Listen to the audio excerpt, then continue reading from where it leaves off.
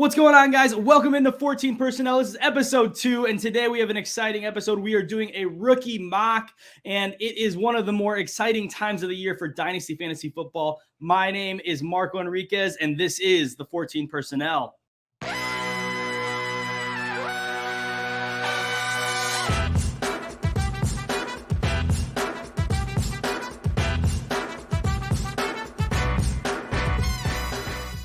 Hello, everybody. I am joined today for our second episode by very special guest, Kevin Coleman of Footballguys, the Devy Royale, and the first ever winner of the Tags Rising Star Award. Make sure to drop Kevin a follow on Twitter at DaBoys, DABOYS_22. Kevin, what's going on, man? Hey man, I appreciate you having me. It's exciting. You got the pod going, and just like you're talking about football, this is the best time. Dynasty football, getting into kind of rookie drafts and content and stuff. Like, it just feels refreshing, especially once the grind of the season, ends in December, January, and you're just like, and then okay, I got new guys to talk about. Yeah, exactly. All right, well, if you're familiar with our show, you know that before we jump into any fantasy football talk, we talk about fantasy in action, where I give my guests an opportunity to share a cause they're passionate about and maybe give some advice on how you guys can get involved. So, Kevin, what is something that you are passionate about right now that you want people to know about? Yeah, if those of you that don't know, I'm a teacher, and there's a lot of different things that you can do to support teachers or kids or anything like that. But one of the things I really like, it's called Feeding America, but it's called the Backpack Program. And what it does is it offers families free groceries for weekends, school breaks, stuff like that. It includes healthy, easy to prepare food for your kid-friendly meals. And it's a great program that you can find. You can find local food banks that do this, or you can just donate to the organization as a whole. And the backpack is unique. I mean, it has all kinds of different things: breakfast items, food, canned fruit that doesn't go bad, fresh or canned vegetable snacks. And because hunger for especially kids in different types of neighborhoods, like you'd be surprised how much this food goes, especially as a teacher. You see like kind of how much some of these kids I teach, their only meals are when they're at school, and over the weekends they have to scrounge, and it can be very tough. So it's a really cool program. You can donate it online, feedingamerica.com at Backpack Program, or you can do a bunch of different local food bank stuff. Yeah, that's great. And anyone listening, we're going to drop that exact link in our show notes so you can get access to all of the information that Kevin was just talking about. Thank you so much for sharing, Kevin. We're going to jump into our mock draft. We did a super flex 3-round rookie mock, and let's jump right into the 101, where we already had a surprising pick. I would say, I'm sure you're with me here, but I'm curious. 101 was Bryce Young. Yes, we are playing in super flex leagues, but for a lot of people, I think the consensus is that Bijan Robinson should be the 101. Where do you land on this? Do you think there's any situation where he shouldn't be? So I do a lot of mocks. This is the first time I haven't seen Bijan go 101. And so when we did it, I was like, oh, okay, I like it. It's going to be a little different. I think so overall, just looking at it, like there is scenarios where he's not 101. I think the biggest scenario would be like your team's not ready for Bijan. Like if you're looking at your roster and you're like, hey, I'm not a running back away, which hopefully, veteran dynasty players will know that. Like there's a couple teams. I have one team where like I drafted pretty young, but with older prospects in terms of injuries, and that they weren't going to be ready yet. JK was on this team, and other guys like that, and Travis Etienne was on this roster, and I have the 101. I'm like, oh well, Bijan's going to fit perfectly there. Like that's going to be a team that's now going to compete. I had Allen, I had Watson, like I had guys out there where I'm ready to go. But there are rosters where you're sitting at that 101 and you're like, man, Bijan, 2 years, maybe he'll be ready to go on this roster. Like that would be the only scenario. But even then, I'd trade back probably to someone that wants Bijan to get the value. So like, I don't think at the 101 is a good spot to take a quarterback, because someone's going to want to move up to get Bijan, and you can just extract more value there. That's kind of how I would look at it. But the only way he doesn't go 101 is if a team's like, hey, I really need that quarterback. But again, I think that's a bad play. I think trading back would be the good play. Yeah, I'm totally with you there. So let's talk about the player who was actually drafted at the 101 in Bryce Young. Is he your QB1 of this rookie class, or where are you kind of leaning when you look at the quarterback breakdown here? Yeah, so I'm an outlier. Bryce has been my QB1 for Devy purposes since he came into the league. It was college football, even over DJU. Like when everybody's going to DJU, I was a Bryce guy. Bryce to me is the 101, but I don't fault anybody that has like CJ Stroud at 101. Like I think that they're in the same tier. It depends on what you like. I think the size concerns is a legitimate thing with Bryce. Like, there's no way he's 6 foot. I'd be very surprised. As long as he's 5'10", I'm okay. But I do think that's gonna kind of scare some teams away. Yeah. So like I don't hate the pick. I think him and CJ are in the same tier. We comped him to Russell Wilson in our football guide for football guys, in terms of what he could probably be his ceiling, right? I think he's good when he moves outside the pocket, extends plays. Like, he does a lot of good things. The biggest weakness of his is size. And so if you're worried about that, then I understand, like, it's not just size though. Size leads to timing issues, right? So when you're looking at his timing ability, some of his throws, he throws it to a spot, hoping his guy's there in the tape. You see that in all 22 tape all the time. And that's not going to work very well at the NFL level. So like, his size does lead to some issues there, but overall, like, he's a pretty safe prospect. Not going to have a ton of rushing upside, but I love him. Him and CJ to me are right there together. Yeah, definitely. And I think that's honestly one of the things that's really interesting to me in breaking down some of, other analyst takes on Bryce Young. Some people are really excited about potentially his rushing, but really when you look at, the rushing between Bryce and even CJ Stroud, it's not some crazy difference. I think he's maybe got like less than 30 yards more than CJ Stroud, and neither were putting up 400, 500 rushing yards in the season. So it's a really interesting take for people to say Bryce Young, oh, he's this really athletic quarterback, that's why you're drafting him. He's really a good quarterback. He's not just an athletic person playing the quarterback position. 102 goes Bijan Robinson. Obviously, we talked about him for quite a while. Then 103 is CJ Stroud. What do you think are CJ Stroud's best trait? And then what do you think is his biggest knock as a player? So, for me, best trait, pinpoint ball placement, ability to get at all levels of the field. Like, and I think that's he's a processor. Like, his high level processing skills is really good. Like, he knows where to go. Him and Ryan Day were together for 2 years in terms of like knowing where to throw the ball to. He makes all the right reads and he knows where all the right reads are. So those are the kind of things that you really like to see from him. I think sometimes that can be a detriment though. So sometimes his processing is so high that he doesn't tend to make those like those tougher throws. Sometimes he likes to just take what the defense gives him, and so that can be a knock against him, like from some people. But for me, like, I think he does very well. Like, I think he has a high level processor. I think he's very mechanically sound. People don't know that CJ was a late bloomer in high school, so up until his junior year, he was not getting very heavily recruited out there, and then he kind of blew up. So his the senior year, he had a hell of a year, and people started talking about him, and that's where he got to Ohio State and these things. Like, he wasn't that highly touted before his senior year of high school. So then he kind of redshirted his freshman year. He didn't play very much, and so he really, like, we might not have seen his full potential yet. Like, he's still developing as a quarterback, and that's exciting. As far as weakness goes, I think, from a fantasy perspective, you kind of already touched on it, is rushing.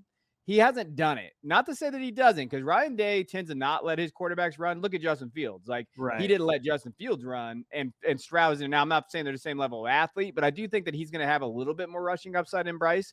But the pressure thing. So he does struggle under pressure. And I think that there has been times where teams have kind of confused him, cover two, different schemes defensively. And then he struggles when he does get pressured on the inside. But then he does that game against Georgia, and you're like, damn, never mind. Like, when he did get pressured there, he stood into it. He was able to make good throws out of structure and those things. So, like, it's really just, who is CJ? Is it the game against Georgia, or is it like the other stuff combined where you have to be kind of a little bit concerned about his ability to go that? But I think that his size, frame, everything there, like, we comped him to Joe Burrow. So, like, we think pretty highly of the kid.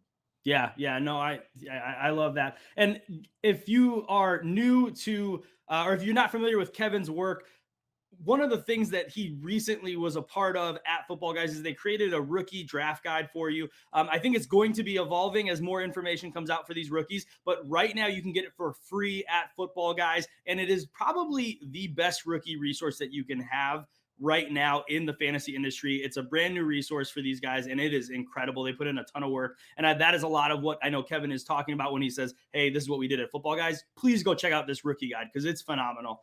All right, guys, so let's keep going here. At the 104 went Jaxon Smith-Njigba, and this was my pick, and I know this is probably a little bit of an interesting pick for some people because a lot of people are thinking Jahmyr Gibbs goes here. And I like Jahmyr Gibbs. I think he's going to be a good talent. But when I look at what I love to do in Dynasty, I love to load up on these young wide receivers who I think are elite talents. And while Jaxon Smith-Njigba might not have a Justin Jefferson-like ceiling, I think he is one of the very few wide receivers in this class who are going to be an elite difference maker when you look at your dynasty rosters. He's one of those guys who has phenomenal route running. I think one of the best parts about Jaxon Smith-Njigba's game is that he's got a high football IQ. I think he's also a better athlete than people give him credit for. I am curious for you, Kevin. I know this one isn't on our show sheet. It's a little curveball for you, but Jaxon Smith-Njigba, is he your wide receiver 1 of this class? Yeah, but I do want to make it clear, like, he's in tier 2. So, like, me, when I'm looking at tiers, like, as far as the class overall, there's 2 tiers. Tier 1 with no one in it. Tier 2 with JSN, Quentin, Jordan, and then if you want to throw Josh Downs, I guess you can. The way I look at it, and we talked about this with our tier show that we recently did, is like a lot of this is going to come down to landing spot with these guys, where you're going to be comfortable with them getting into a spot where they're going to be target getters, and then that'll probably push some of these guys up. So, like, for years, you took JSN here. If he goes to like a West Coast system or a Earhart Perkins system, something where it's quick passing scheme, where he's going to be the primary target, I'd have no problem with the 104 pick with JSN, because I think he's talented, man. I think that he's getting hated on by some people that I get it from a perspective of, like, didn't play his junior year, limited production window. Some will question his athleticism, but like, I think that he's done it well at every spot he's gone to, like Texas 6A in high school, went to Ohio State, outproduced Garrett Wilson and these guys. Like, there are things that you bet on, right? And I think you bet on Ohio State wide receivers. So if you're going to bet on anybody, you bet on Ohio State wide receivers in the production. That's fine. Like, I think you hit it on the head there. I love this pick. All right, so we're going to keep moving here. At 105 does go Jahmyr Gibbs. Then 106 is Jordan Addison. What do you see when you watch Addison's tape, Kev? Yeah, Addison's a tougher one because, he won the Blitnikoff at Pittsburgh, and then he transferred to USC, and everybody's expecting this kind of breakout USC. Oh, my gosh, he's going to go great. Nuclear with Caleb Williams. We didn't see that as much, and I think it's because of the passing offense that he's in. Lincoln Riley's offense is very, very, good at just spreading the ball around, and he didn't really dominate the way that he did. He got a little banged up, too, so he was out. But overall, like, I think he's explosive when you're looking at that. He's pretty polished as a receiver. You know what you're going to get from him in terms of where he's at. Speed to win vertically, but not necessarily top end upside speed. So, like, he can win vertically. He does struggle with separation sometimes. So, like, I think that there are nuances of his game where it's like, hey, he doesn't separate as well as you'd like to see from him, but that's just something that he's going to work on. Explosive after the catch, those type of things. And that's the other thing too. Like, again, like I was mentioning with Stroud, dude, Jordan Addison, if you didn't know this, he was a quarterback in high school. So his senior year, he played quarterback, running back, wide receiver. This dude was just like a scat back, just did everything for his roster. That's why he didn't have a ton of offers coming out of high school. Pittsburgh offered him. And when you look at it, he was a 4-star kid, and he was number 10 at the position, but they were kind of worried about his upside and where he was at. And then he just goes nuclear because he's still learning. And I think that's what you have to like from him. I think Devonta opened the door for him a little bit because he's going to get the BMI stuff too. Devonta's going to open the door, though, because now they're 2 different levels, though. I think Devonta's much more nuanced in route running, kind of separation, those things. Addison's, like, the comp's okay in terms of, like, size, but not necessarily play style. But it's not bad. Like, I like Jordan. I think Jordan is the second safest, probably, wide receiver in this class. Yeah, definitely. Then we go to the next pick here at 107, and it's Quentin Johnston. Johnston, right now, he is my wide receiver 4. I know a lot of people have him in that top 3 range, and I totally understand that. I mean, he is an impressive player. And honestly, when you watch his tape, there's a lot of things that are exciting about Quentin Johnston. Obviously, his speed, what he does as a wide receiver, I think that makes him a little bit different than the rest of these guys on this list. Is I think he can play probably that X role better than a lot of the guys ahead of him. But there are some questions, and this is why I have him as my wide receiver 4 behind, JSN, Jordan Addison, and even Josh Downs. Is when I watch his tape, and I know that drops aren't everything. They aren't the end all be all, but he did suffer from some drops. He has some body catches. To me, when I look at what his catch radius should be and how big he should be playing, he seems like he's someone who plays a little bit smaller than his size, where there's a guy like Josh Downs, who I have 1 spot ahead of him in the same tier, but Josh Downs is a much smaller player, but he plays like a big player. He's aggressive at the catch point. He's using his body in the craziest ways. He has great spatial awareness. And I think Quentin Johnston has some concerns and questions there. So he is my wide receiver 4. How do you value Johnston right now? Yeah, you hit it on the head. I mean, he's got some tough like comps in terms of what you think what he could be. He's very good in the vertical passing offense. Like if you're Yeah. watching football in 2002, this dude is the 101 like in real drafts. Like cuz this is old school like 6'4", 215 guy that's Yeah. going to play on the outside. He's the X, right? Like we comped him to Des Bryant in the guide. And I think that fits well because he's got that vertical guy. He has that ability to create, but he's going to drop some balls. Like there is going to be there.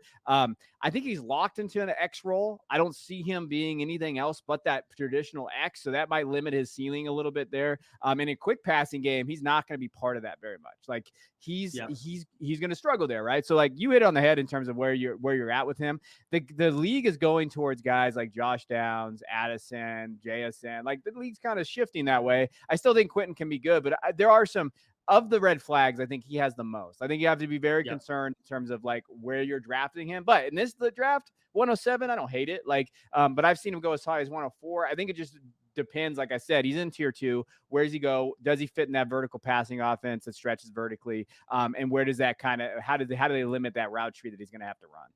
Yeah, definitely. For me, I'm thinking like 107, 108 is probably the earliest I would ever bite on a guy like Quentin Johnston personally. But let's keep going here. 108 goes Zach Charbonnet. 109 is the next quarterback, the third quarterback off the board, Anthony Richardson. Now, he's a little bit of a hot topic right now. You know, there's workout videos going out on Twitter. People are on extremes right now with Anthony Richardson. What do you expect from him in the NFL? Do you think he should be going in the first round of rookie drafts? And I mean, in the NFL, where do you think he's going to go? Is he going to be a first round pick? Is he a top 15 pick? You know, where are you at with Anthony Richardson? I feel like we have this every year. It's the same, like Malik, and then you had Lamar when Lamar was coming out, and we have these kind of conversations about it. So I'm glad you brought it up because I wanted to be nuanced about it. Like, I think for right now, so if you're at a draft where you're in a rookie draft that you do it before the NFL draft, Richardson to me is a guy that unless you truly believe in him and you believe in his talent and you believe in his ceiling comp, which would be like Cam Newton, I would probably avoid, right? Like if you're looking at, because he's going as high as some as 104, 105, and from just a value perspective, like that's an elite outlier that you're going to take a shot on in terms of his accuracy issues and all of that there.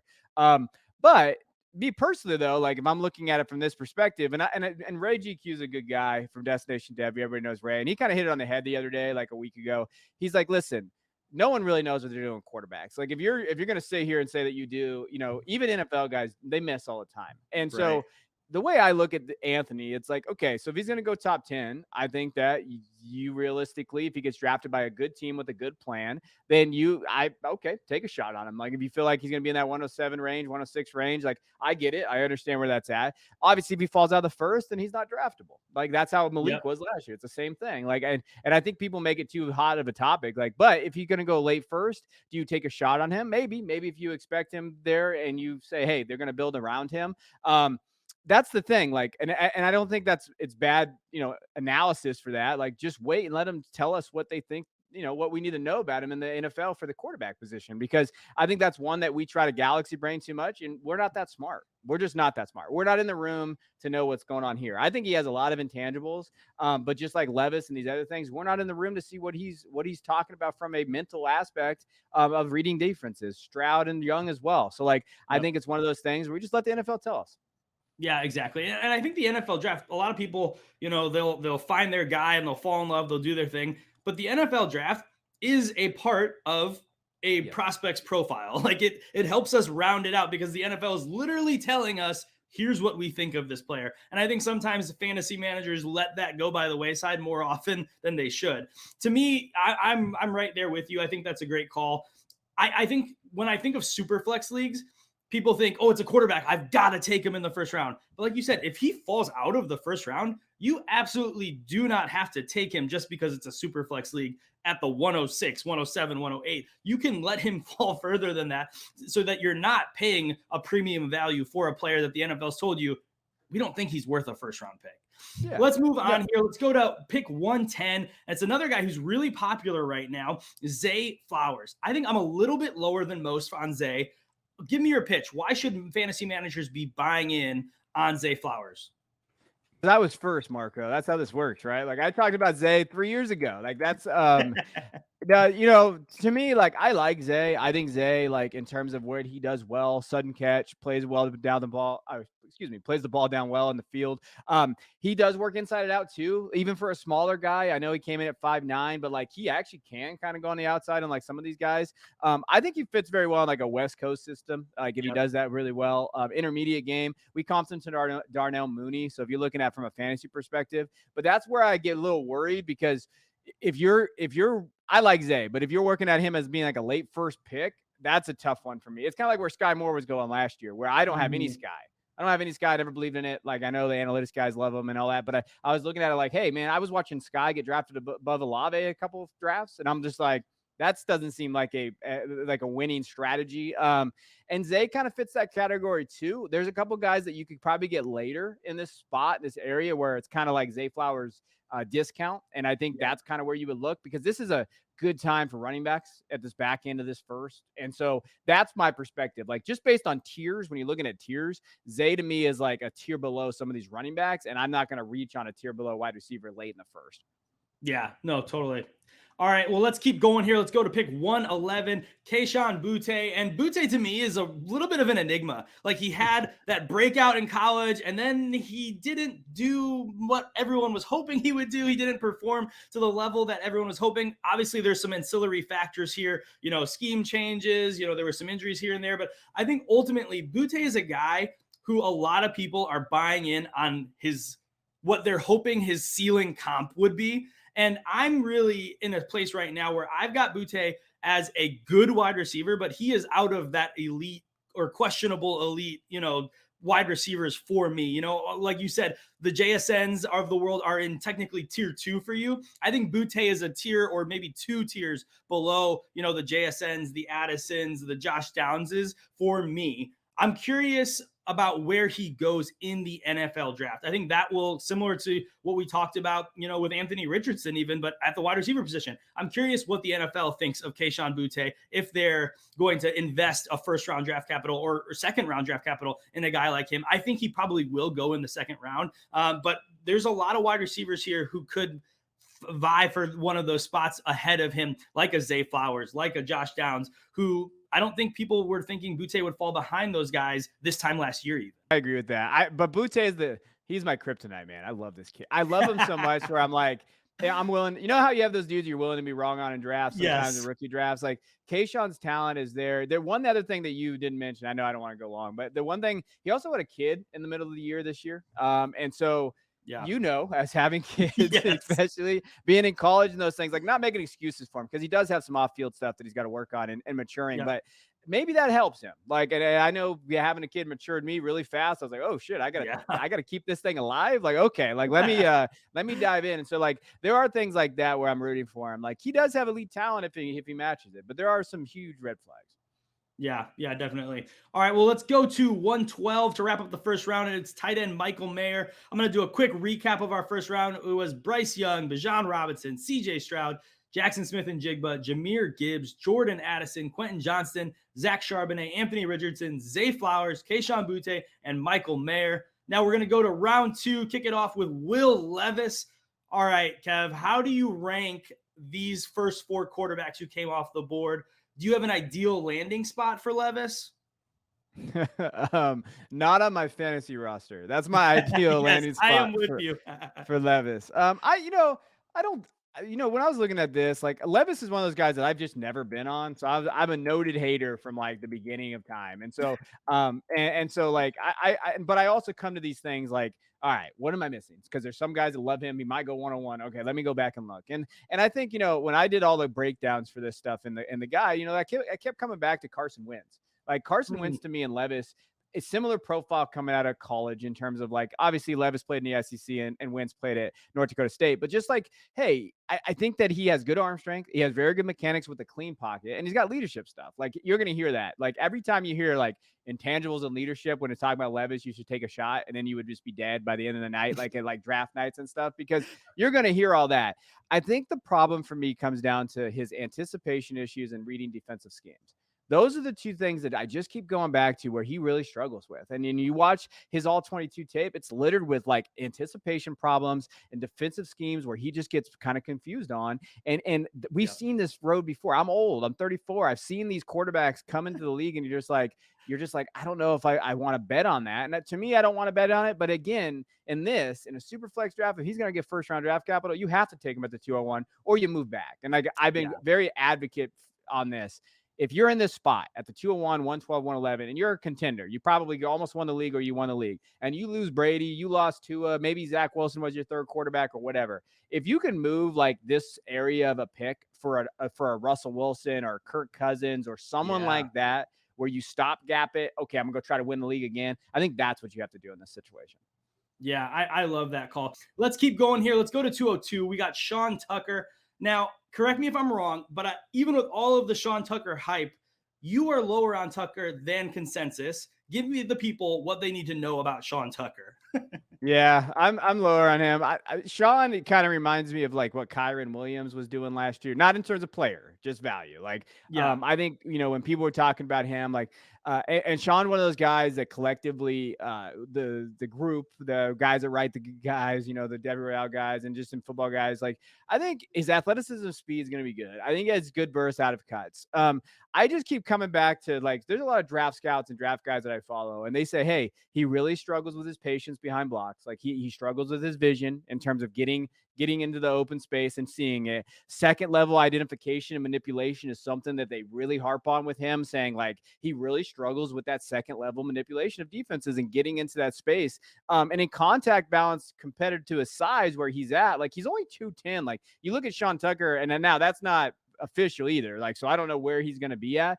Like there's a lot of things that just kind of red flag for me in terms of all those three things. But again, when he gets out in space, he's really good. Like when they schemed him and they put him in the slot and doing those type of things, like I don't want to take anything away from there, but I just, as a pure runner standpoint, like we comped him to Miles Sanders. And I think that's fair in terms of like as a player and what he could be. But again, Miles is kind of disappointed as well. So I don't like him being called like running back 2 of the class. Like I think that is a ceiling type comp. Like I think that he can be a very serviceable guy. But where are you going to take him in his value? So like for us, he's valued right now at like 208. So this would be kind of a reach where he was taken in this mock, but not too far of a reach. He's in that tier of those running backs there.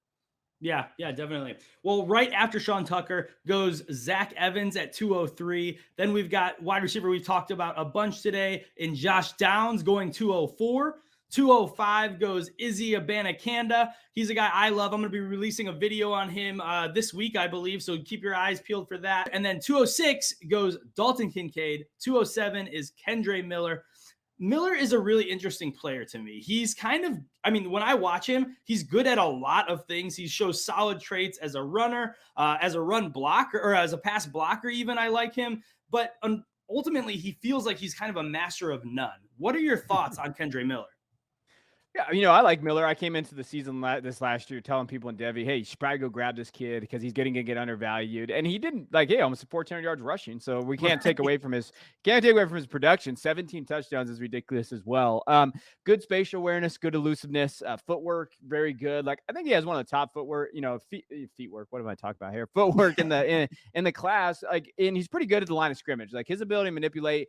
I do say like, sometimes he can struggle with like unnatural kind of ability to like impatient waiting for blocks and kind of unnatural hands too. He's not very good pass catcher. So from PPR perspective, like I don't see him being a 3-down guy. Like that's, I think, the question when you look in this tier, like where are my 3-down guys at? Like I think he could be there. I think you hit it on the head in terms of like master of maybe nothing, like long speed. What is that 40 going to look like? He's going to come in. He's listed at 220. If he's listed at 220 though, and he runs like a late 4.5, okay, I'll be in. Like I love that for him. There are times he gets caught from behind. So like those type of things. Again, we comped him to Melvin Gordon. So if you think about what Melvin has been, Wisconsin, going to Denver, doing those type of things, I think Melvin, and the Chargers obviously, but I think Melvin could be a good like ceiling comp for him. I don't hate it though at this spot late. I'll take a shot at Miller. Yeah. I like the 207 spot here for him for sure. Yeah. Well, let's go to 208, and it's Jalin Hyatt, who some in the NFL world are saying that he could be an early first round draft pick. everyone knows that Hyatt has speed. What should people like or not like about Jalin Hyatt? And what do you think about him going at 208? I think that's going to be too low once he gets drafted in like the first round. So once Hyatt gets draft capital, which you can think of what you want about Hyatt, but if he goes in the first round, he's going to get drafted probably late first. And that's just kind of the reality of it, or early second. But I think he's going to get pushed up a little bit. It's speed, man. Like just Al Davis, baby, speed, baby, kills. Like that's what it's going to be. Like he has that elite level speed. Like, and he's 6 foot 180. Plays the ball well downfield, run after the catch, those type of things. Like I've never seen like watching tape and all 22 on him. He literally could take a 2-yard screen or 2-yard slant to the house every time. Like there is no there. He just has such a limited route tree, man. Like he is that's what it is. Like, and Tennessee really schemes their guys well open. And you're going to see that a ton of times, like where Hyatt's open 20 yards away from every defender. And you're like, and a little bit that is Hyatt, but a lot of that is probably the scheme. And so that's, I think, the boom bust part of him. Like he feels like a very boom bust candidate in terms of a wide receiver class. Yeah, I'm totally with you. I'm not super high on Hyatt, but again, if the NFL is, then that probably changes, and there's no shot you get him at the 208. So let's go to 209 here. It's Tyjae Spears. He was a Senior Bowl darling. Personally, I like but don't love what I see in Spears. He currently comes in as my RB12. I think he might move a little bit higher depending on how he performs. If he gets the draft capital, we'll see. I worry a little bit about his size and his ability to play his style of football at the NFL level. I wonder if he might be a little scheme specific. I'm curious, ultimately, if he's going to land in a position where he's going to have competition in the backfield, because if he's not basically given the draft capital, I find it hard to believe that he's going to be able to carve out a significant role in a backfield. I think he could be a really nice piece of a backfield, but I don't know if I see, full on, taking over a backfield for Spears. Do you? No, I don't. Our rankings, if you guys do the Football Guide, our rankings are a little higher, but that's because Christian Williams is crazy and he mocked him way higher than me and Jeff. But hey, we're a consensus, so that's what you'll see there. We mocked him we comped him to James Cook, to your credit, like that's probably, I think, a fair comp to him. I think good spatial awareness, good receiving ability. Like I really do. Like the thing about Spears is receiving ability. He's not just like a dump off guy. Like they lined him out. They able to run routes. Like there's things about his ability. But again, we're doing this. So one thing I'm doing for a Football Guys piece coming up is I'm looking at like NFL offenses and like their ability.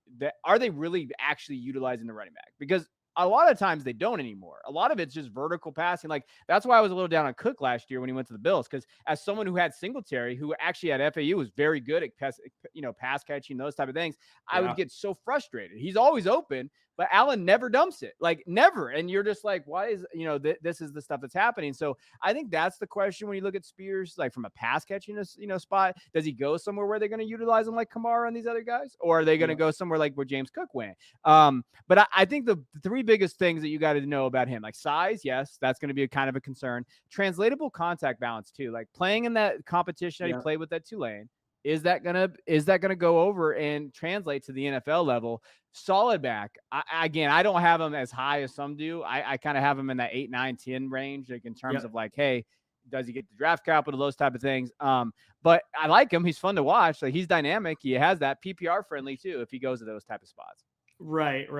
All right. Well, 210 goes Devon A-Chain. 211 is Deuce Vaughn.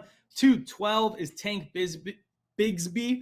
And really, I mean, the second round ended with 4 running backs. We got Spears, A-Chain, Vaughn, Bigsby. Who do you think has the best shot of these 4 to have an impact in 2023? Oh yeah, I'm out on Deuce Vaughn at that price. That's yes, there. I'm with you there. That was a little high. I haven't seen Deuce go that high. Shane is one of those guys where like he's got that legitimate speed, but in terms of like 2023, I think Tank and Spears are close, but Tank is one of those, like his profile is okay. Like analytical profile looks fine, like very solid at everything. And I think if you can get him at the 212, you'd be very happy with that return in terms of where he's going to get valued. But it really, draft capital wise, what are these guys going to look like? I think Bigsby, I would probably rank a Bigsby Spears a change just because that size under 200. I have a strict rule. Marco. I had this rule like 3 or 4 years ago. And then with Gainwell, he sucked me back in. And I was like, nope, I'm not going to get sucked in again. If you're sub 200, I can't draft you. I worry about that so much. And like, that's where I'm at with the chain right now until like, and now if he comes in 195 in a couple weeks of the combine, okay, I'll be back in. But if he's not, that's where I worry about it. Bigsby, I feel like is the safest play of those 4 guys. Yeah, I'm with you. That's probably the exact order I have these guys in as well. And especially with a chain, like he's one of those guys that he's so fun to watch, but I just don't know at the NFL level what's going to translate if he isn't, in that close to 200 range. All right, well, to not go too long here, let's go through round 3 really quick. At 301, we had Luke Musgrave. 302, Cedric Tillman. 303, Marvin Mims. 304, Rashawn Johnson. 305, Hendon Hooker. 306, Xavier Hutchinson. 307, Chase Brown. 308 goes Zach Kuntz. 309, Rashee Rice. 310, Parker Washington. 311, Tucker Kraft. And 312, CJ Johnson. Is there any surprises to you in this third round? I would say, like, I think people are sleeping a little bit on Marvin Mims.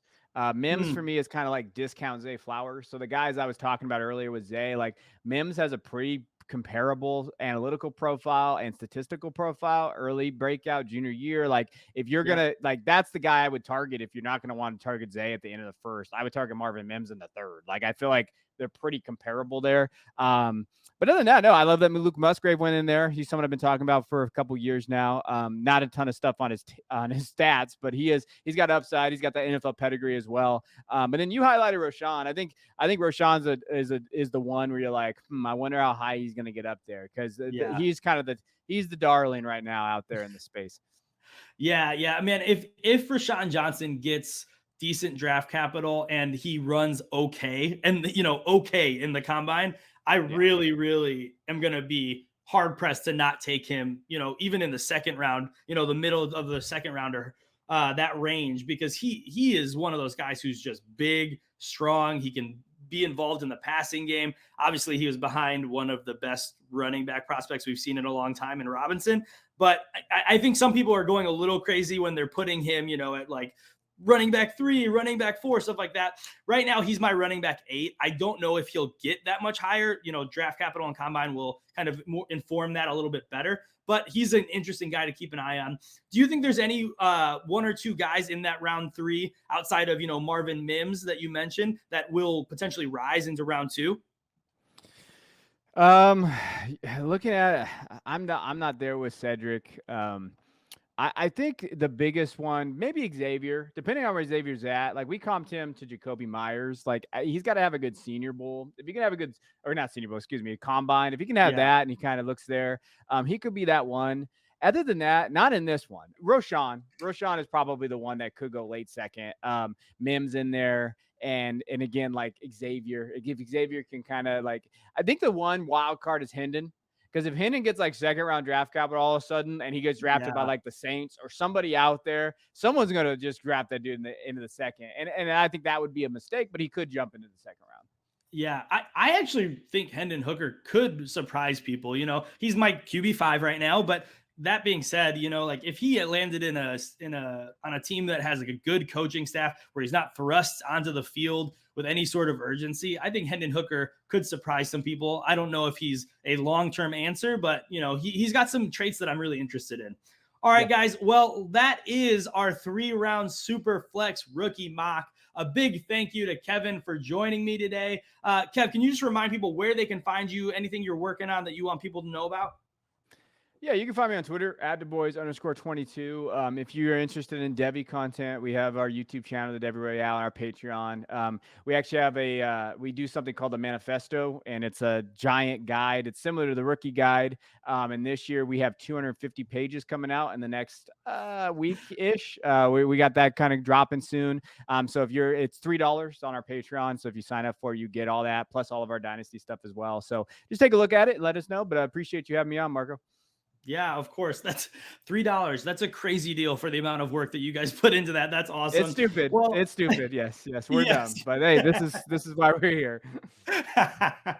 All right, guys. Well, thank you guys for tuning in. Join us next week as we break down Dynasty fantasy draft strategy, dynasty strategy with friend of Kevin, Coleman, Jeff Bell of Football Guys, and the Devy Royale. We got a couple Devy Royale shows coming up here. So for myself and Kevin, thank you guys for hanging out. Don't forget to be kind, do good, and we will see you next time.